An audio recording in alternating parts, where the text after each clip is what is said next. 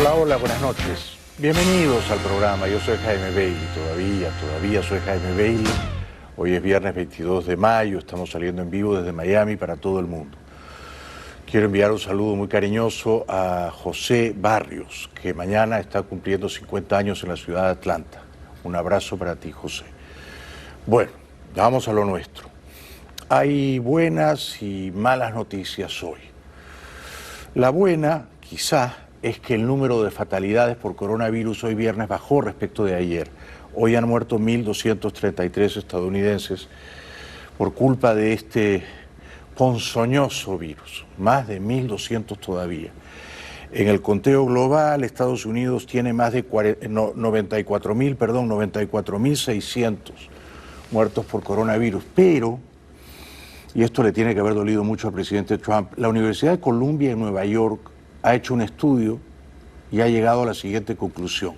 Si Estados Unidos hubiese decretado una cuarentena 2 semanas antes, el 1 de marzo, habrían sobrevivido, es decir, no habrían perdido la vida tantas como 54.000 personas. Está en la portada de ayer en el New York Times.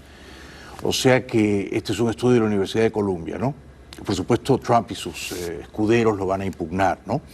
Otra buena noticia es que la carrera por la vacuna está muy avanzada y hay por lo menos 4 laboratorios que prometen que podrían tenerla antes de fin de año.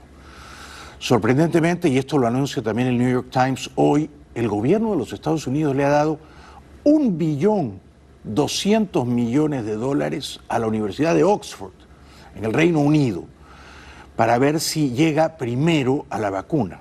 Antes que, por ejemplo, aquí Moderna en Massachusetts, Johnson & Johnson y Pfizer, difícil decir el nombre, ¿no? Pfizer, aliada con BioNTech, una compañía alemana.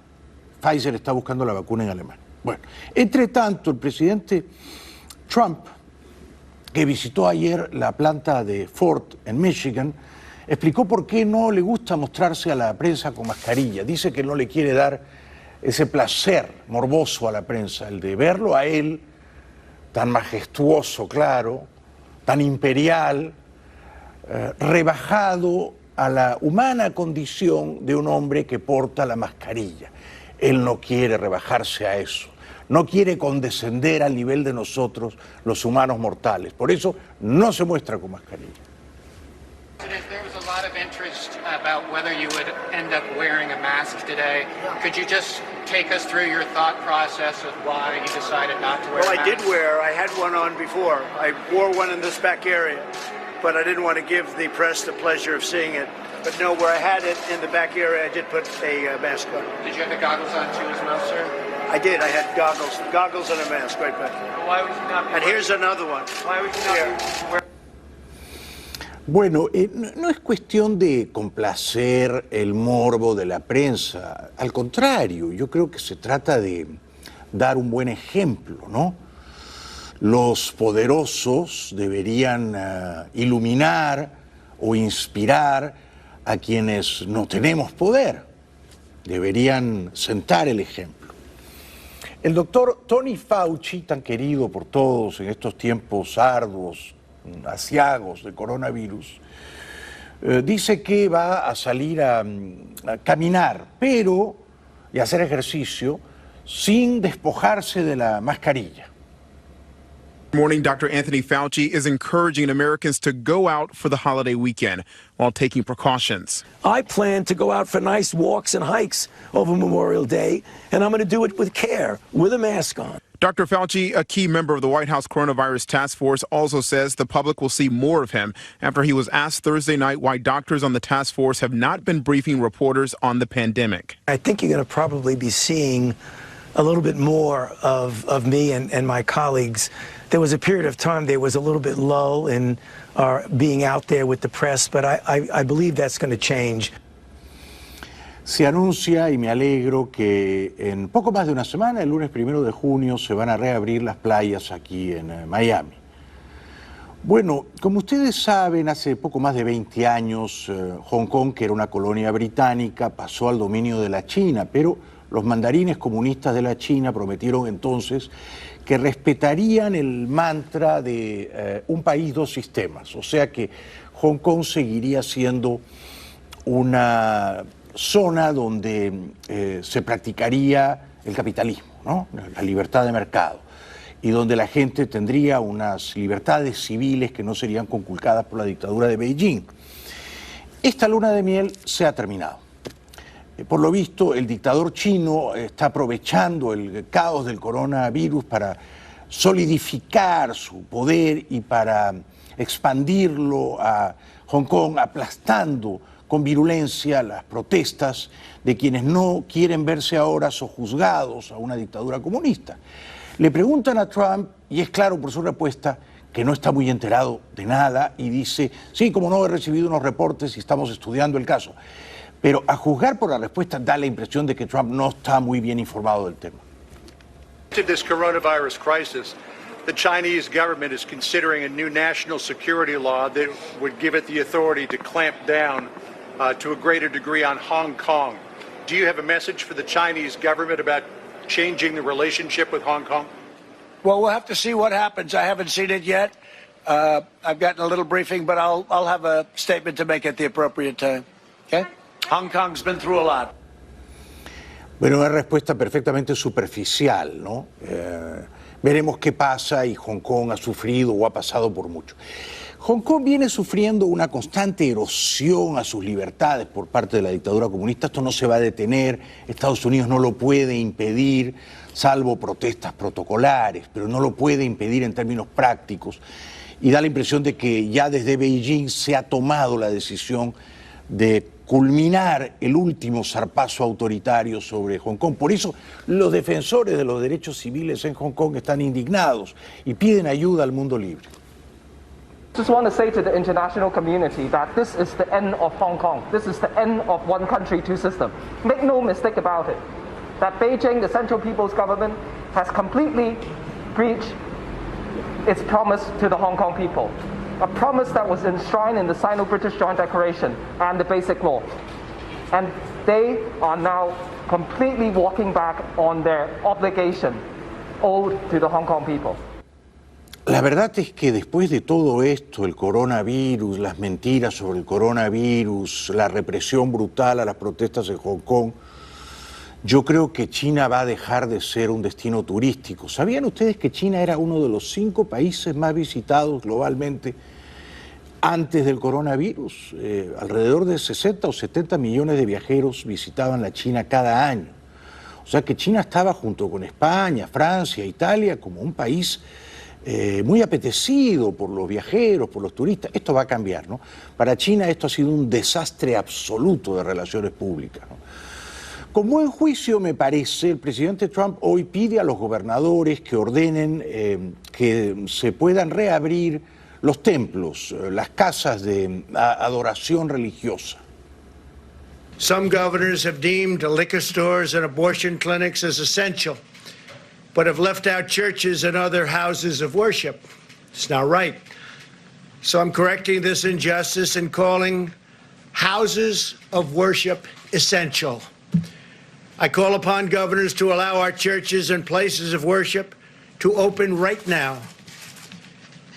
If there's any question, they're going to have to call me, but they're not going to be successful in that call. Bueno, me parece muy bien. Esta humilde tribuna solía ser, en tiempos pretéritos, como dicen los pomposos, una casa de adoración. Venían 10, 20, 30 personas en peregrinación para adorar, no para adorarme a mí, para adorar la libertad. Esto, ¿no?, por culpa del coronavirus, se ha terminado, de momento. Bueno, yo estoy muy preocupado por lo que pueda ocurrir con los 4 o 5 cargueros iraníes que llevan gasolina para socorrer al régimen autocrático de Caracas. El Pentágono ha dicho que no van a usar la fuerza para ejecutar el bloqueo naval, Pero mis fuentes me dicen que Trump, y Pence y Pompeo están considerando, ya que tienen navíos poderosos en el Mar Caribe, detener o impedir u obstruir la llegada de estos 4 o 5 cargueros iraníes a costas venezolanas. Esto es lo que dijo hace pocos días el jefe del Comando Sur, el almirante Craig Fowler.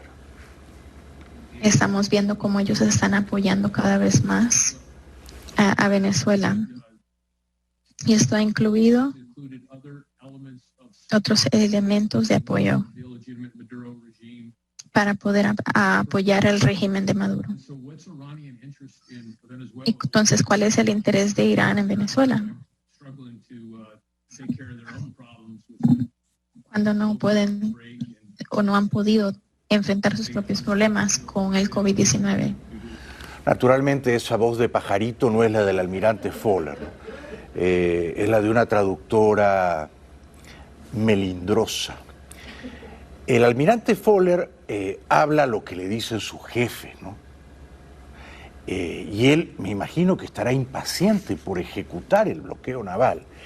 El argumento geopolítico, que es también el argumento moral, es más o menos el siguiente. Irán es un estado terrorista. Venezuela es un estado terrorista. Estados Unidos no va a permitir que un estado terrorista, el de Teherán, ayude a otro estado terrorista, el de Caracas. Por lo tanto, impide que lleguen los navíos iraníes, que llevan como 1.500 millones de barriles de gasolina, a costas venezolanas. El asunto está escalando. Trump no ha descartado ordenar la ejecución minuciosa del bloqueo naval.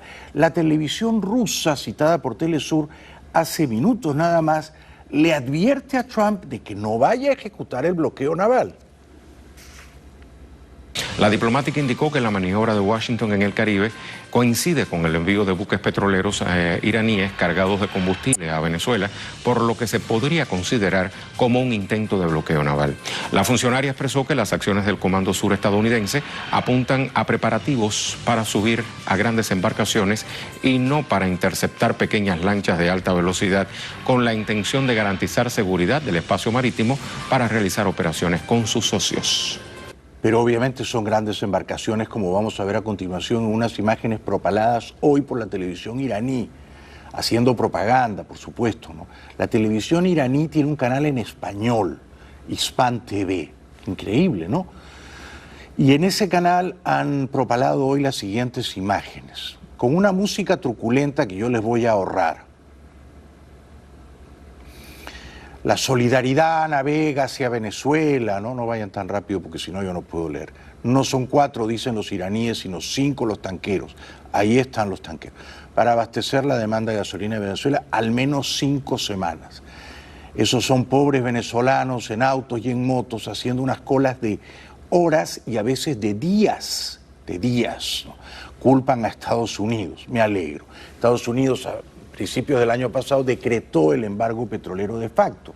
Hasta entonces, la Venezuela ladrona de Maduro y Cabello le compraba gasolina a las refinerías de Estados Unidos, a 6 o 7. Se abastecía de la gasolina de Estados Unidos para atender la demanda local. Eso se ha terminado. Por eso Venezuela ya no regala la gasolina, la cobra. Por eso los venezolanos están absolutamente desesperados. Y entonces, desde Teherán, la televisión francesa, pero esta corresponsal habla en un muy correcto español, informa de la gravedad del tema, ¿no? La pregunta capital es si Estados Unidos va a usar su poder para evitar la llegada de esos 4 o 5 cargueros iraníes a Venezuela. Vamos a ver. Empezar, Irán se siente con el derecho de vender esta gasolina, especialmente estos tanques van cargados de gasolina hacia Venezuela por varios motivos, porque la situación económica y la venta de petróleo en el país ha caído considerablemente, no solamente por las grandes sanciones económicas a las que está sometido desde 2018 cuando Estados Unidos se retiró del acuerdo nuclear, sino también por la pandemia que ha reducido la venta de petróleo y de gasolina en el mundo y también por la caída del precio de este producto.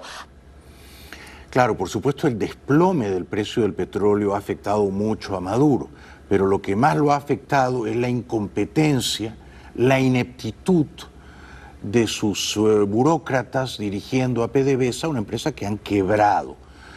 Irán ya ha recibido el pago por estos 5 navíos cargados de gasolina. Maduro les pagó con reservas de oro, barras de oro que envió en estos vuelos raros de Mahan Airlines de Teherán a Caracas. Irán está dispuesto a venderlo a cualquier país que le ofrezca comprarlo y más si es un país como Venezuela con el cual tiene largas y estrechas relaciones. Estas se han hecho mayores en los últimos meses cuando ha empezado a mandar material para reactivar una refinería en Venezuela a través de la aerolínea Mahan Airways y ahora vemos estos barcos. Según los estadounidenses, Venezuela estaría pagando con oro, pero Irán ha negado que esto sea así, pero también ha dicho que si los norteamericanos detienen estas embarcaciones será un acto de piratería y ha dicho que responderá. Esto sería en las aguas del Golfo Pérsico, donde Estados Unidos e Irán tienen una gran tensión. Vamos a ver, Vamos a ver. Por supuesto el gran tema sigue siendo el coronavirus, pero en este momento mi curiosidad está más capturada por este potencial conflicto entre Estados Unidos y no Venezuela, que es un actor marginal de la trama, entre Estados Unidos e Irán.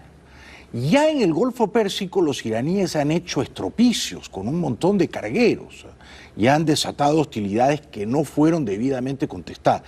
Yo creo que Trump tiene una fantástica oportunidad de demostrar que las palabras que dice no se las lleva el viento, ¿no?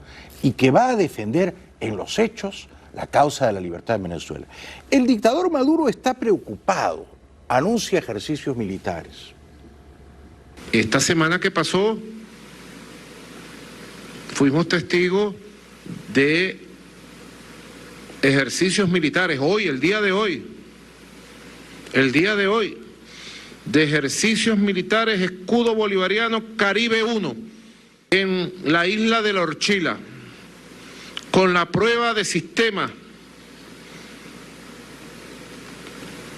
misilístico de máxima precisión para la defensa de las aguas y las costas de Venezuela.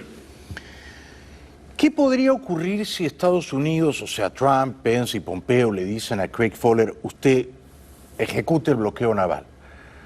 No tienen que abrir hostilidades contra los cargueros iraníes, simplemente obstruirles el paso, ¿no? Yo no creo que la dictadura venezolana enviaría sus aviones a atacar a los buques de guerra de los Estados Unidos. No creo que Maduro tendría esa insolencia o esa osadía, ¿no?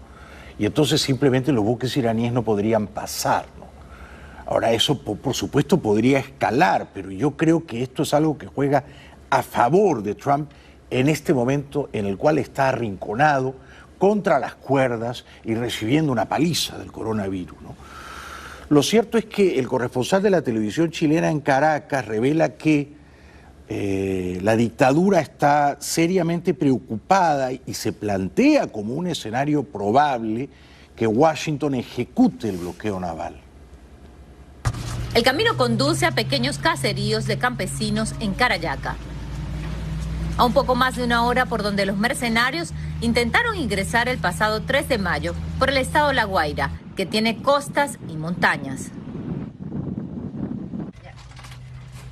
Los terroristas fueron dejados a lo largo de las playas y se internaron en las zonas boscosas. A veces la visión se pierde. El lugar perfecto para esconderse en complicidad con la noche. Fue mi error, ese no era el video que correspondía, lo presenté indebidamente. Ahora sí, el corresponsal chileno. Está lo que ha dicho el día de ayer la portavoz de la Cancillería rusa, María Zaharova, quien ha dicho que Estados Unidos planea un bloqueo naval. Lo mismo piensan desde el gobierno iraní, por supuesto, pero bueno, todo está por ver qué sucede cuando estos tanqueros ingresen en aguas venezolanas, en el Mar Caribe, a ver qué hace Padrino López desde el Ministerio de la Defensa, a ver qué hace el propio Donald Trump, quien ha dicho que los tiene rodeados, que ya veremos. Esto lo dijo el día miércoles el presidente estadounidense. Bueno, yo aplaudiría de pie si Trump le ordena a Craig Fowler que no deje entrar, que no deje pasar a esos cargueros iraníes llenos de gasolina para darle oxígeno a una dictadura que está boqueando, agonizando como la venezolana. Hoy en la televisión pública amordazada y propagandística de Caracas se propaló este reportaje truculento que es una suerte de reconstrucción de cómo los pescadores y los campesinos, los lugareños en general, de las costas de La Guaira, denunciaron a los así llamados mercenarios terroristas de la fallida invasión marítima, la Operación Gedeón. Este es un pedacito del truculento reportaje que cuenta que los pescadores divisaron a estos intrusos, a estos forasteros, y de inmediato llamaron a las fuerzas del orden. Después que los pescadores informaran que los vieron, los campesinos se alertaron ante la presencia de cualquier enemigo y se activó el sistema de defensa de la nación, donde las comunidades organizadas se sumaron. Una vez que empezamos a escuchar las noticias, empezamos a llevar la voz en toda la comunidad, a decir que estuviéramos pendientes, pues, de que cualquier cosa extraña, porque acá todos nos conocemos, que bueno, que se prendieran las alertas y empezar a funcionar el tema comunicacional, pues, de casa en casa, bueno, como nosotros acá lo tenemos establecido. La comunidad nos estaba apoyando. Eso fue rápido, le dijeron que le iban a hacer una arepa y en el momento que le dieron que esperar un momento, nos fueron a buscar nosotros rápido allá abajo. Yo creo que todo esto es una operación de propaganda para, digamos, mal informar o embaucar a los pobres venezolanos que no tienen otra manera de informarse que viendo estas basofias, ¿no? Estos mamarrachos, porque realmente los barquitos estaban infiltrados, ¿no? Entonces ya las lanchas estaban siendo esperadas por los matones de Maduro, pero ahora hacen todo este montaje y dicen que los campesinos también delataron a los intrusos, a los invasores. Y así fueron capturando uno a uno a los mercenarios, entre los campesinos y los militares.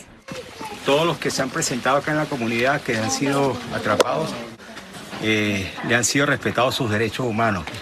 Aquí no se ha maltratado a nadie, pues. Siempre con la precaución y la cautela, porque con la claridad que tenemos nosotros de que ellos no venían por nada bueno, pues ellos venían y están entrenados para matar. Le dimos un poquito de comida, yo le dije, dale un poquito de comida, pues, una pensando en entretenerlo, pues, para que él estuviera más calmadito ahí. Y la otra porque a uno le conduele, pues, esas cosas a uno, concha, le dan como sentimiento que... Bueno, deberían ser nominados como actores secundarios talentosos en la próxima entrega del Oscar. Una pausa publicitaria y regresamos enseguida. Increíblemente, la dictadura venezolana solo reporta 10 fatalidades por coronavirus. ¿Quién podría creerles? Son expertos en hacer fraudes siempre.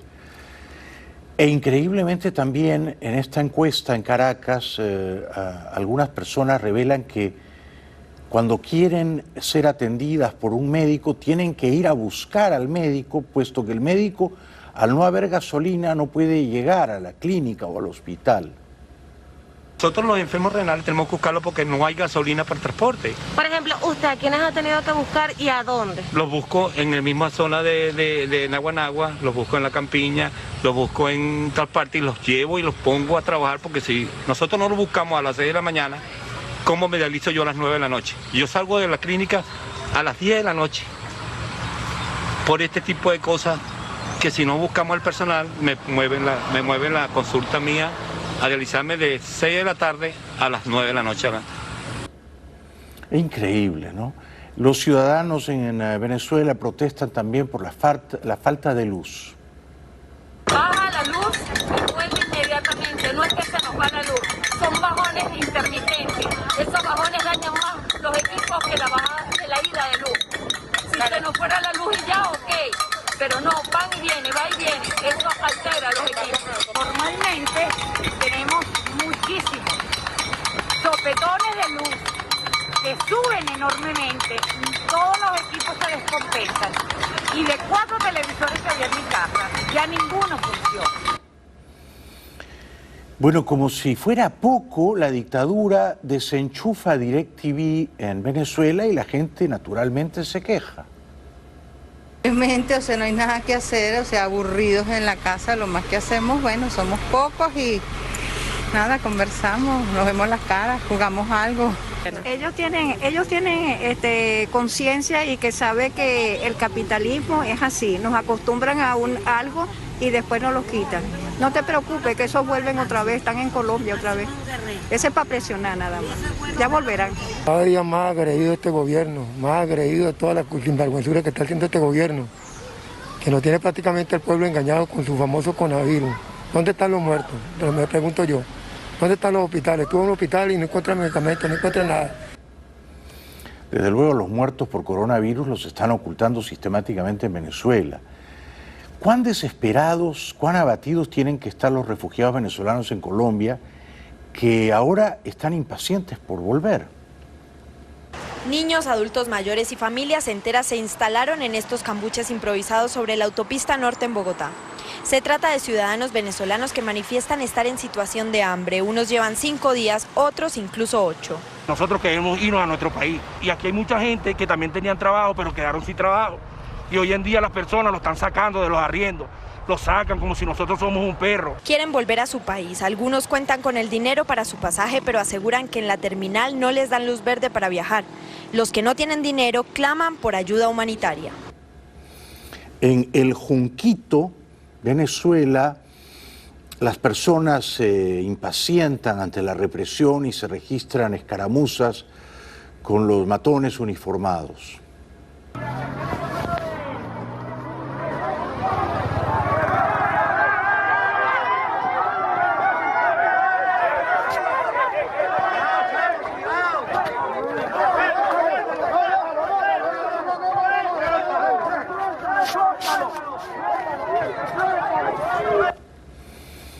Un burócrata al servicio de la dictadura de La Habana, un oscuro, un gris burócrata, dice que para ellos sería catastrófico que Trump fuera reelegido. El gobierno cubano mira de reojo las elecciones de noviembre en Estados Unidos y tiene claro cuál sería el peor escenario para las relaciones bilaterales. El peor es que ganen los republicanos, es el peor escenario. Ahora, porque sería una continuidad, por lo menos, de la actual política de agresividad contra nuestro país y de la actual política de agresividad hacia América Latina y el Caribe. La verdad que es una razón para desear que Trump sea reelegido, ¿no? Bueno, en el Perú, coronavirus, el gobierno reporta a día de hoy, viernes, 3.244 muertos por coronavirus, 96 fallecidos de ayer para hoy.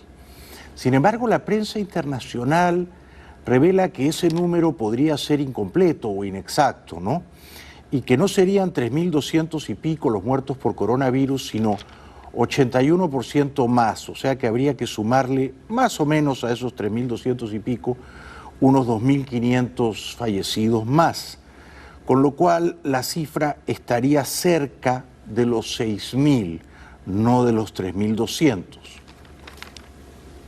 Ya algunos medios internacionales como el New York Times advertían que América Latina podía ser la gran víctima del COVID-19. El Financial Times daba en la víspera el puntillazo señalando a nuestro país como el epicentro global emergente. Según ese medio, que comparó las cifras de decesos de años anteriores con las del 2020, habría hasta un 81% más de muertes. Otros indicios que van en ese mismo sentido son los estudios del Centro de Investigación y Consultoría Wiñac, con datos oficiales, los del propio Sistema Nacional de Defunciones del Ministerio de Salud. Se comparó el periodo entre 2017 y 2019 con este año. Fecha por fecha hay unas 400 muertes más al día. Si estos números son correctos, y yo no tengo cómo saberlo, a esos 3.200 y pico muertos oficiales por coronavirus en Perú, habría que sumar unos 2.500, más o menos en números redondos, ¿no? O sea que estaríamos hablando de 5.700, 5.800 caídos por coronavirus, que no se han contado todos. En Ecuador tampoco se han contado todos, ¿no? Otros medios confiables de la prensa internacional dicen, sin embargo, que los fallecidos por coronavirus serían aún más en el Perú. Con la misma base del SINADEF, un diario local halló que entre el 1 de abril y el 16 de mayo han fallecido 9.213 personas, más que el mismo periodo del año pasado. Según los datos del MINSA, en ese mes y medio murieron a causa del virus 2.523 personas, es decir, hay un excedente de 6.690 muertes. No se puede afirmar categóricamente que el nuevo coronavirus es la causa de esos fallecimientos. Sin embargo, llama la atención que la proporción histórica de muertes sea 52% hombres y 48% mujeres. En el excedente, la proporción cambia de 69% hombres y 31% mujeres.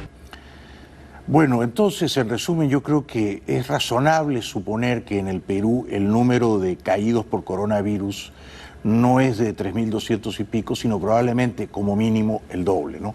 Más o menos 6.000 y pico. Sin embargo, el presidente Vizcarra dice que su gobierno no oculta nada. Hemos dicho que vamos a ser absolutamente transparentes. Este gobierno no oculta ni tapa nada. En la sesión de Consejo de Ministros anterior, dispusimos para que los datos de los más de 100.000 personas que están en condición de positivos, manteniendo la reserva de los datos personales, sean de conocimiento público. Y ahora ya están colgados en la red para que cualquiera pueda hacer la investigación sobre esa información, con todos los datos. Vizcarra está bien para ser quizá, como mucho, alcalde o ministro, pero la presidencia le ha quedado grande, grandísima. Luego hace alarde de su pericia matemática y dice que hay más camas que enfermos. La cifra que he dado es que tenemos 7.500 pacientes. Si tenemos 7.500 pacientes y tenemos 10.000 camas, nos quedan solamente 2.500 camas, el 25%. Si los pacientes se incrementan, tenemos que nosotros aumentar la disponibilidad de camas. Y en cuidados intensivos tenemos aproximadamente 1.050 camas actualmente para cuidados intensivos y tenemos 900 pacientes.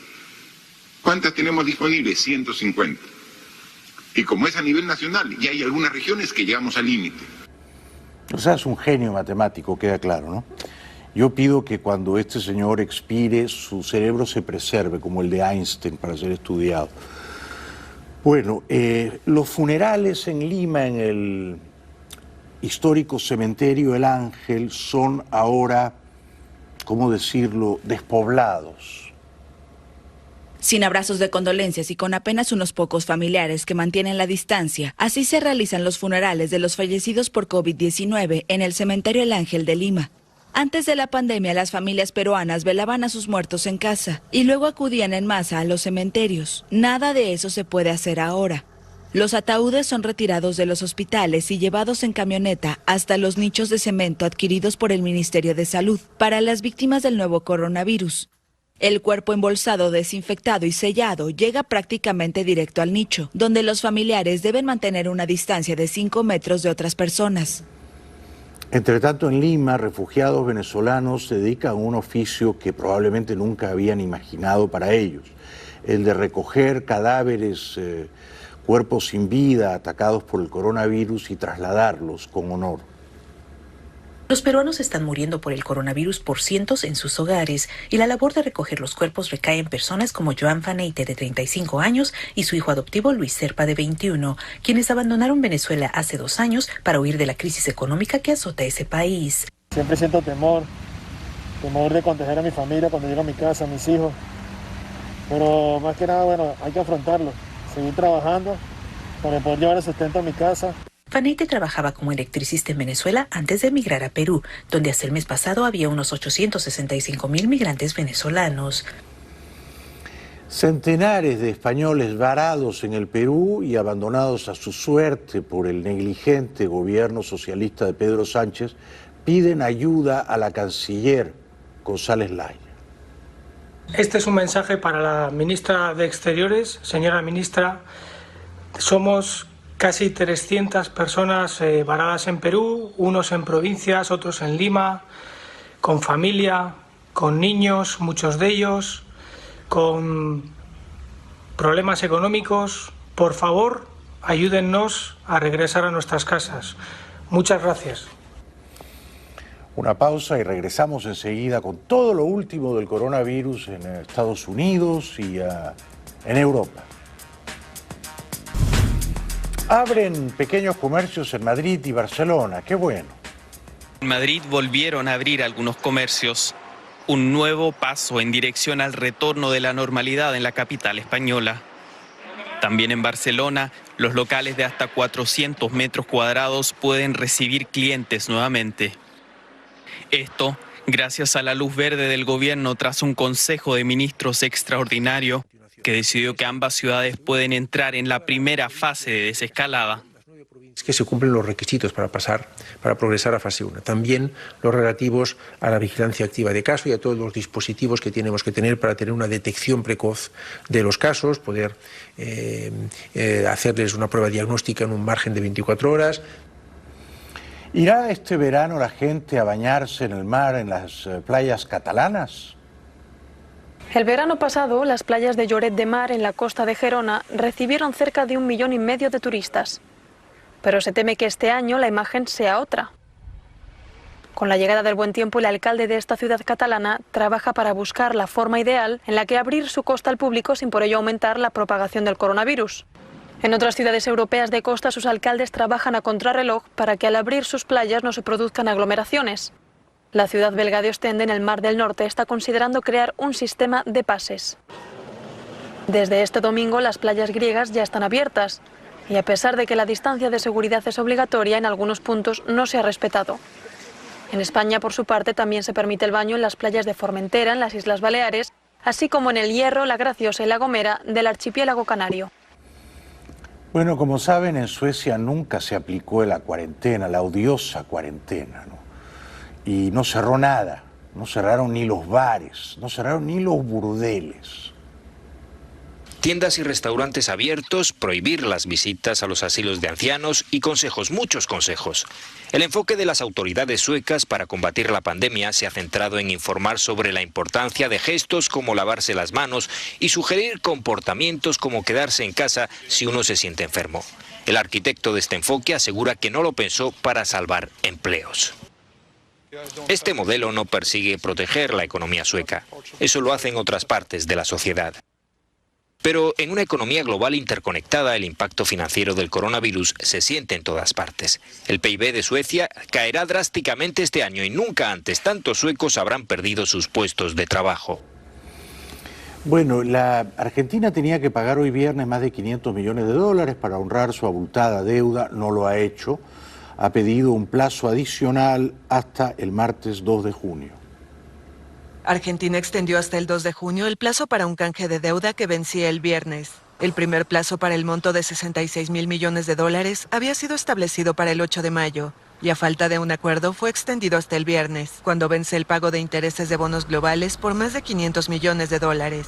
Se da por descontado que ese pago no se realizará porque el gobierno incluyó los 3 títulos del vencimiento denominados 2021, 2026 y 2046 dentro del plan de reestructuración y considera esta fecha de pago como anecdótica según el Ministerio de Economía.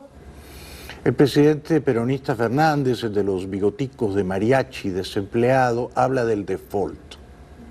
Leo en los diarios que corremos el peligro de caer en default mañana. Y yo me pregunto, ¿pero por qué se mienten así si estamos en default desde hace meses? Desde antes de diciembre estamos en default, solo que no lo escriben, solo que lo ocultan. Yo lo que hago es renovar mi compromiso con todos y cada argentino. No vamos a asumir ningún compromiso con nuestra deuda que postergue lo que todos los argentinos que están encerrados en sus casas están esperando, que es salir, producir y hacer crecer la Argentina. No es la primera vez que la Argentina incumple sus obligaciones como deudor, y el presidente peronista dice que él quiere que la Argentina sea un país honorable. No vamos a someter a la Argentina a nuevos compromisos que no podamos cumplir. Yo quiero que el mundo nos vea como un país honorable que cumple sus compromisos. Y por lo tanto no vamos a hacer más que lo que debamos hacer para que los compromisos que asumamos con nuestros acreedores no signifiquen una nueva postergación de nuestro pueblo. La Argentina anuncia que ha desarrollado una prueba simple de coronavirus muy económica que cuesta no más de $10, entre 8 y $10. Un grupo de investigadores argentinos presentó el jueves una prueba para COVID-19 más simple y rápida que las usadas hasta el momento. Es un desarrollo cuya característica fundamental es su simplicidad. Es decir, con pocos reactivos, pocos elementos dentro del kit, se desarrolla rápidamente y la visualización es absolutamente rápida. El test NeoKit COVID-19 fue desarrollado por el Ministerio de Ciencia, el Centro Estatal de Investigaciones CONICET y el Instituto Público-Privado César Milstein. Así funcionaría la prueba económica argentina de coronavirus. Se junta una gotita con otra y según el color, una hora después uno sabe si tiene o no el virus. Es un gotero simple. Uno lo que hace es tirar una gota, ¿ahí ves? Sí. ¿Se ve la gota? Se ve la gota. Ahí está.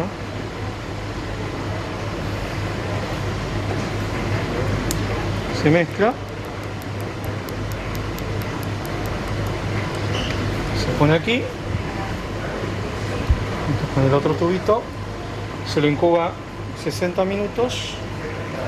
Y al cabo de los 60 minutos obtenés el resultado. El violeta es el negativo, que no hay presencia de virus, y el azul es el positivo, donde hay presencia de virus en la muestra. Fantástico. Y luego usted no tiene que pagarlo, lo paga el Fondo Monetario. Regresamos después de la pausa. Nosotros... Vamos a la publicidad y regresamos después de la pausa.